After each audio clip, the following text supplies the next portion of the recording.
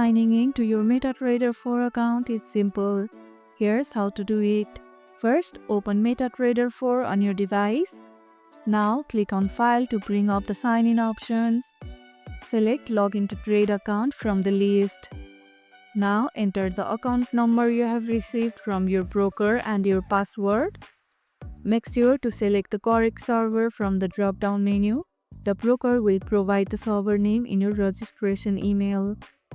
Tap Login and hit Enter on your PC, and you will be logged into your trading account. If you get an error while logging in, double-check your server information and password.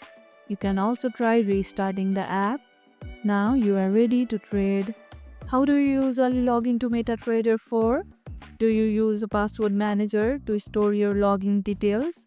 Let me know in the comments. If this video helped, hit the like button, share it, subscribe, and leave a comment. Thanks for watching, and I'll see you in the next one.